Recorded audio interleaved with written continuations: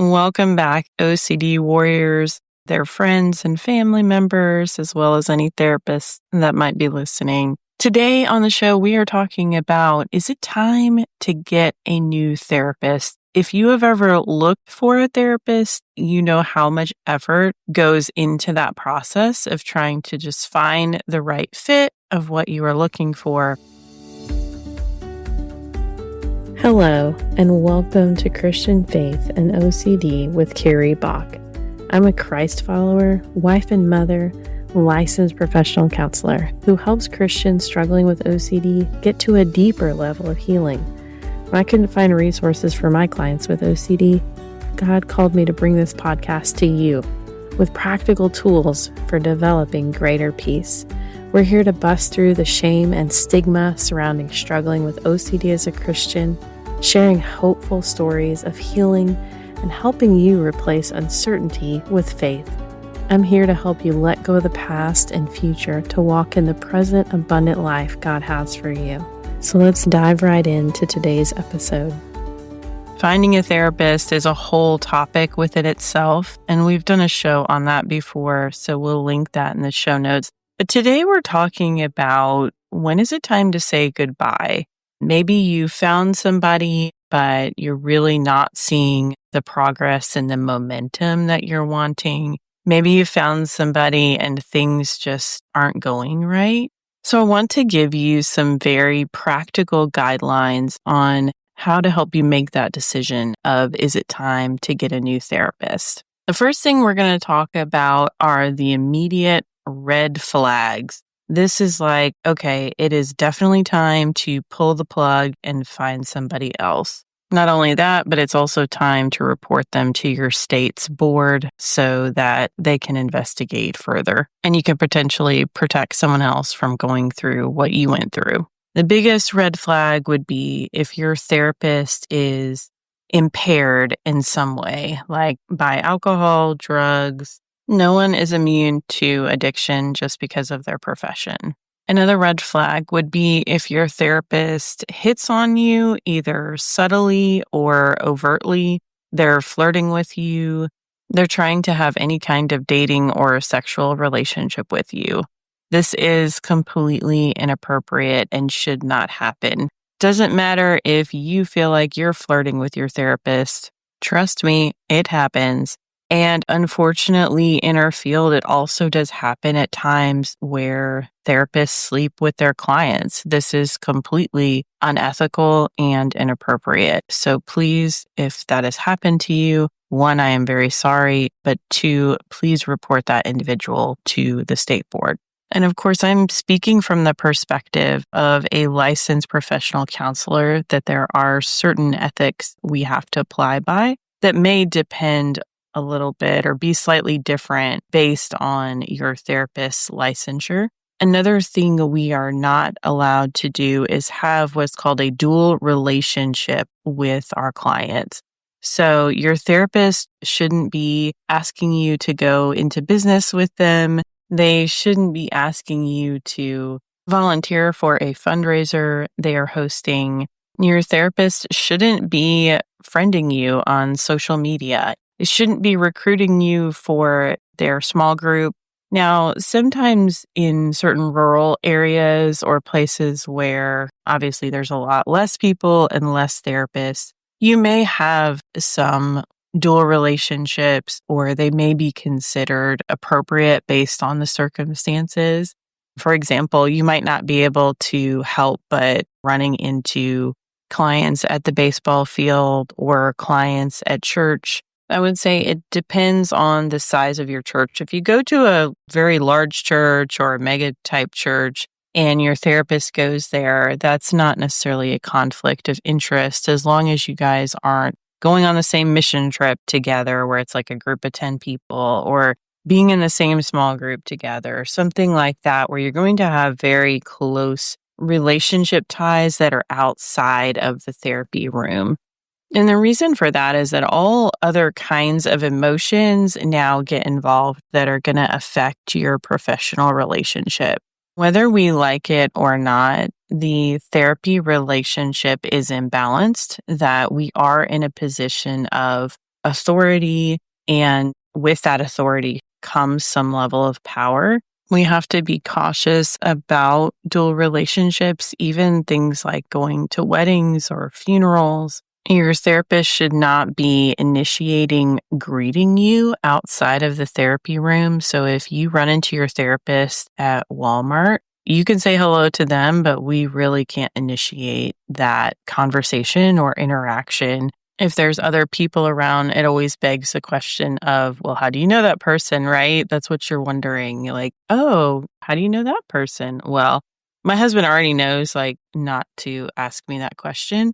It's not something that happens a whole lot that I would run into clients, especially now because I see a lot of people across the state online, but it has happened and we just have to handle it in a professional sense and respecting people's privacy and confidentiality. Violating confidentiality would be a red flag if your therapist is talking to your mother or your best friend or someone else, anyone else, doesn't matter who it is, about what's happening in therapy and you haven't signed a release of information so that you can talk to that person. That is a violation of confidentiality.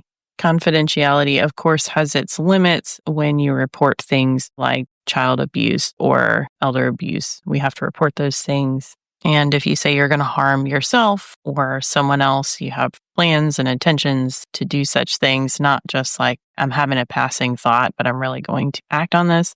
Obviously, we have to report those things. Many of the things that I just went over as red flags are typically contained in your therapist's informed consent document that you sign when you initiate therapy. This helps us all be on the same page. Like I have a section in there where I explain that people should not come find me on social media, should not try to friend me, even on something like LinkedIn. Sometimes I think people see that as kind of innocent. Oh, it's a professional connection. But I still don't friend clients on those types of sites either. Informed consent documents will also explain things like the limits of confidentiality, as well as things like the training your therapist has and their therapeutic approaches that they must align with. I think it's really important to go over these red flags because I have talked with clients before, and I think sometimes they're unaware that some of these things are a red flag. Now, everything that I mentioned from here on out is going to be a little bit more of a yellow flag. It's not like run for the door, stop the therapeutic relationship, and report them to the board. It's not going to be like that, but it's probably why most of you tuned into this episode. I'm having these questions and I'm really just wondering is this how therapy is supposed to go? I'm not really sure. I think the main reason that people leave a therapist is because they're not feeling like they're getting what they're needing. And that would be a great example. But before you just leave, I would want to encourage you to communicate that with your therapist. Sometimes we'll have people that feel like, oh, I'm just not making progress. Like they're super hard on themselves. And we can really go back and trace and say, okay, I hear you say that you're not making progress, but I remember last week you came in and you said you handled that X situation totally differently than you would have 6 months ago or a year ago. Okay, so if you don't feel like you're making progress, do we need to try a different therapeutic approach? And that might be something that I know how to do, and it might be something that I refer someone out for. I've had people that just absolutely did not want to do parts work, and I really felt like that was going to be most beneficial for them. And we just ended up parting ways, and that's okay. Like, it's totally an okay and normal thing if your therapist isn't able to offer something that you're wanting, or if you feel like after going for a little while that their particular modalities aren't a good fit for you. It's totally okay to communicate that. Therapists vary quite a bit in their levels of directiveness. Some therapists are pretty direct. I would say that I fit into that category. And some therapists kind of just let you talk and allow you to process and figure things out for yourself.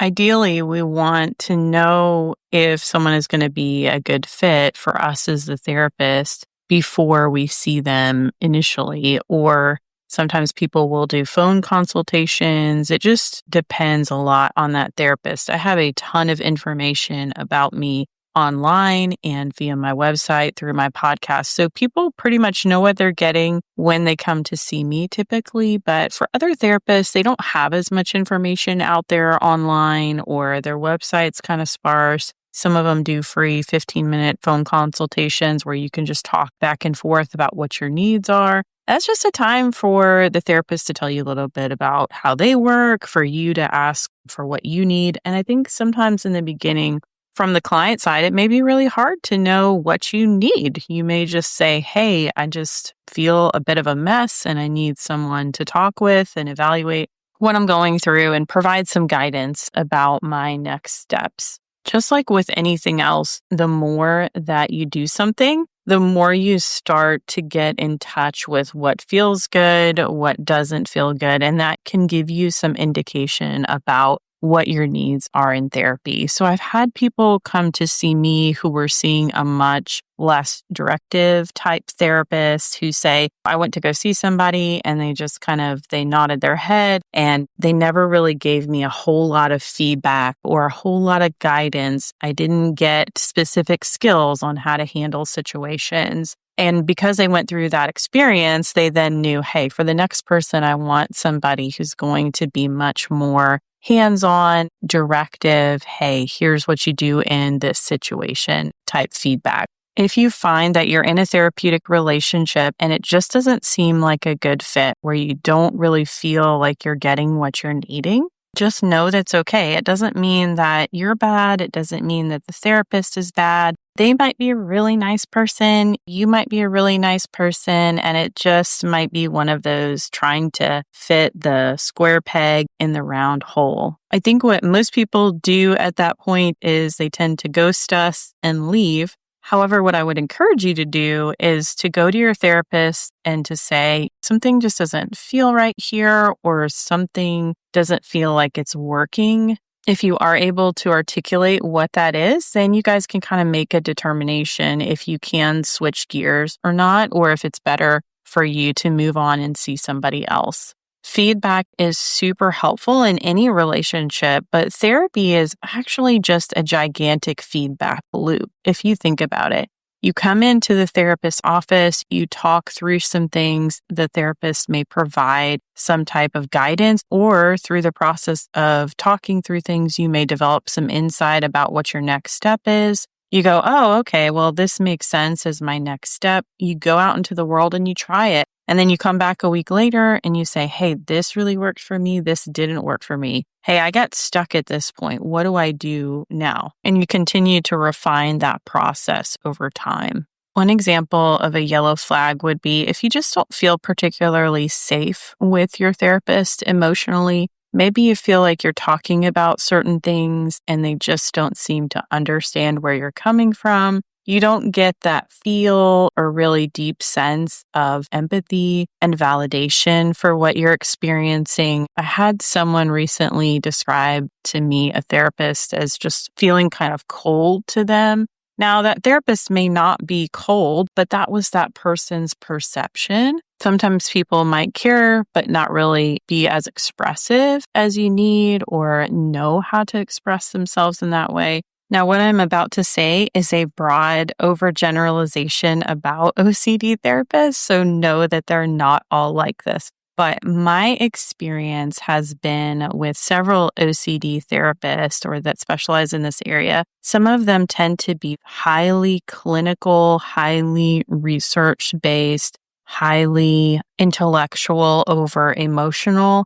And if you are a highly sensitive client who has a high experience of emotion and you get connected or are sitting down with someone who's more in a very professional and less personable realm, that might not feel good to you. Now, as I said, not all OCD therapists are like this. We had Judy Lair comes to mind on the show, and even though she does ERP, she's very playful. She's a fun person. She's energetic. So she doesn't fit that stereotype. And I know other people that we've had on the show don't fit that stereotype. But there are some people in the OCD therapy community that are pretty straight-laced, and to some people, they may come across as cold. Now, to other people, they may come across as professional, intellectuals, and that's exactly what they're looking for. What we're really talking about here is that it comes down to personal preference, and personal preference when it comes to therapy is not wrong.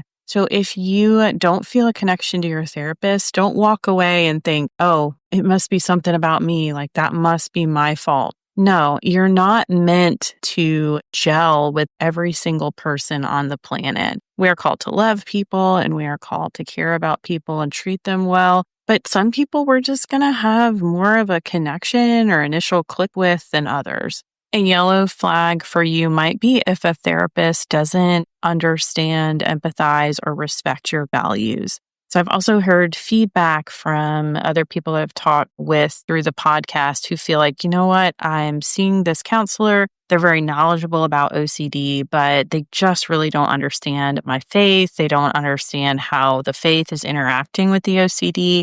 I've even had people say things like, I just felt like my therapist wasn't taking concepts like hell seriously enough. And obviously that's problematic. I don't think that you have to experience everything that somebody else has experienced in order to be able to empathize with them.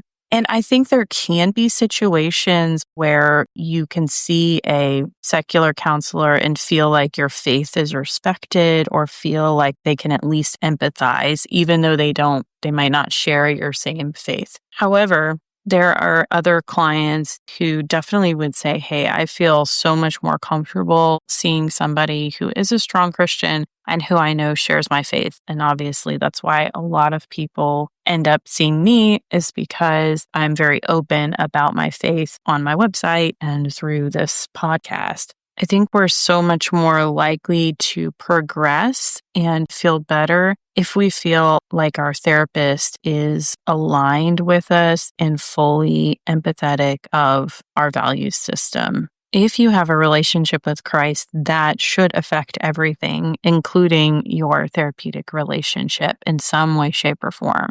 Now, let's assume that you have a good relationship with your therapist. You feel like you're on the same page. You feel like you have a good gel and a good working relationship, good communication. However, you feel like whatever their approach is towards your OCD, that it's just not working. Maybe they're not addressing your OCD, and that has become a bigger problem in your world. So you might have gone to therapy for relationship issues, and maybe the OCD wasn't as big of a deal, or you went for some particular trauma, and now the trauma has been treated and the OCD is still there. We're complex, right? And as life changes and things happen, we may grow and change in different ways, and you may have, for lack of a better way to say it, outgrown what your therapist is able to give you. And that is okay as well. Maybe they were a very key figure in your life of helping you walk through that trauma, walking through grief and loss, walking through relationship heartache. And now you're at a place where you need somebody that's more specialized in working with OCD. It really frustrates me to no end and makes me want to internally scream when I hear therapists talk about how effective the therapeutic relationship is towards change. Okay, yes, when you are dealing with relationship issues, but no, when you are dealing with specific mental health concerns like OCD. Unfortunately, there are a lot of therapists running around out there who are saying that they treat OCD, and they really don't have an in-depth understanding and knowledge of how to treat OCD. Or they may be able to treat somebody with a more mild case of OCD, but not a moderate to severe case of OCD. It's highly important that therapists are upfront in their marketing of what they have experience with and what they don't. That is ethical as well. We can't misrepresent ourselves I would say don't be afraid to ask questions. If you see someone that looks like they might be a good fit for you and they say on their profile that they work with OCD, I would want to know, hey, about what percentage of your caseload are OCD clients? Or how many people do you think would you estimate that you've treated in the last 5 years with OCD? And we're trying to find out, is this a handful of people that they've seen over the years, or is this a good chunk of their practice? And if you have a moderate to severe case of OCD that's impacting you hours out of your day with obsessions and compulsions, you need to see a specialist. I don't care how much you love your therapist and how much they've helped you through other things. If you're going to make progress in your OCD, you need to find somebody who's doing ICBT or ERP in order to get the relief and results that you're looking for. Non-negotiable. A better relationship with your therapist is not going to resolve OCD. An additional yellow flag that I want to point out is that therapy should be more about you and what's going on with you than it is about what's going on with the therapist. So I'd like to discuss the issue of self-disclosure in therapy because unfortunately, many therapists in today's day and age overutilize self-disclosure, and it just drives me a little batty like nails on a chalkboard. You're not supposed to come into therapy and you say something and then the therapist says something relatable like you're at a friend having coffee. That's not what therapy is designed for. It is really to be designed for what you are bringing in, what your needs are. The focus needs to be on you and not the therapist saying, hey, when I went through that, this was how I dealt with it. Unfortunately, in my own therapeutic process, I've seen some people for 1 or 2 sessions where this was really a big issue and I just had to kind of get out of there. No matter what I've been through, I know it's still not the same exact thing that my client is going through in their life. I might share something, but I'm also cautious and hesitant to make sure that that's going to be appropriate and be most beneficial to the client, not just because I have something to share that would be relatable. I also bring this up because you might run into this with therapists who have shared experience with OCD, depending on their professional background. And you have to decide also as a client what you feel most comfortable with. I sit with people's stuff on a regular basis, I think. And so when I go to therapy, I really don't want to hear all about what the therapist has been through and how they've overcome certain things. I had a really great therapeutic relationship with somebody that hardly shared anything about herself. And the day that she did, because she held back so much, the day that she did was only because I was like, no, you don't understand this. We were in like a bit of an argument and I was like, you don't get it. And she was like, I've been through this. And that really helped me understand like, no, she did actually get it. I think there are times where self-disclosure can be super powerful in therapy, but too many times in today's day and age, it's not. It's more routine than powerful. If you feel like your therapist spends a lot of time talking about themselves and you want to get away from that, that is your prerogative and you can. Let's say that you really love your therapist and you've made some good progress, but maybe it's just time to get a different perspective. And I want you to know that that's okay too. This reminds me of a client I had many years ago. I worked with her for a couple years, and it's one of those situations where I'm like, oh man, if I worked with that person now, I probably would have done some things differently. We all have that, right? But she was transitioning, I think, to a different job and was going to have to change scheduling wise or wasn't going to be able to come in because of her job. And I had told her, I would be happy to see you again. However, I also respect, because we've done a lot of work together, that if you just feel like you need a fresh set of eyes on your situation, then you are totally free to find somebody maybe with a little bit different perspective that might be able to give you something different, and just know that that's okay. I think in this scenario, a lot of people don't leave their therapist because it feels uncomfortable and they feel like oh, I really like this person and I want to keep doing this. But yet there's this little bit of aching of maybe there's something more. Maybe there's a deeper level of healing that I can get to that I'm just not getting it from my current therapy situation. I've talked about this before on the podcast for me personally, that there have been times where I specifically sought a male perspective, and that was super helpful for me. I've also had people go to individual weekly therapy for quite some time or try EMDR in that context and come to me saying, you know what? I think an intensive would really be a better fit for me because I'm going to have a longer time to really get into the trauma and get into the depths of my nervous system to be able to heal from this. And I just don't think that once a week therapy is really getting me there where I need to be. I personally love doing deeper level work with clients. I know that it can be so powerful and transformative. I want to end by talking about what if your therapist recommends that you see someone different. We've talked about this a little bit earlier in the episode where I said your therapist may say, hey, I see that you might need this particular modality that might be helpful for you, or it seems like maybe you need somebody a little less directive in my case, or in somebody else's case, a little more directive.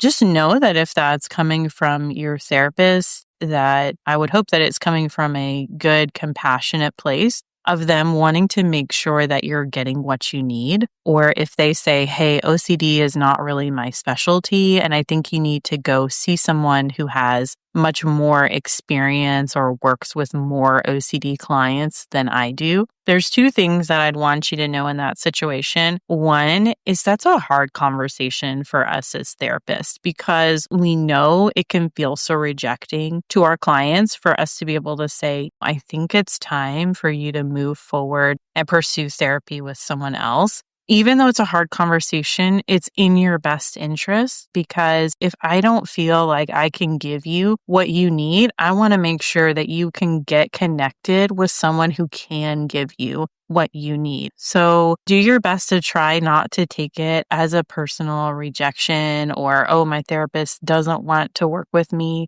I have in the past often referred out clients who are dealing with some addiction issues. And that didn't come to surface in the beginning, or maybe they felt really uncomfortable and didn't want to share that they were struggling with an addiction. Maybe they didn't see it as a big deal, but then as we uncover things over time, we start to realize that that's an issue. And that's not something that I have a ton of training in. I have a little bit, but not enough to see someone who has a serious addiction issue, or if someone has a severe eating disorder, I'm going to want to make sure that they get appropriate treatment with someone who specializes in that type of care. I see a lot of people who have disordered eating or maybe some more mild eating disorder characteristics. That's different. So if your therapist refers you out, just know that can be an incredibly loving thing for them to do, even though it's probably going to be hard on both of you because you have developed a relationship together. Wherever you are in your therapeutic journey, I really hope that this conversation has been helpful for you and informative. You can reach out to me anytime at carriebach.com. Until next time, may you be comforted by God's great love for you. Christian Faith and OCD is a production of By the Well Counseling. This podcast is for informational purposes only and should not be a substitute for seeking mental health treatment in your area.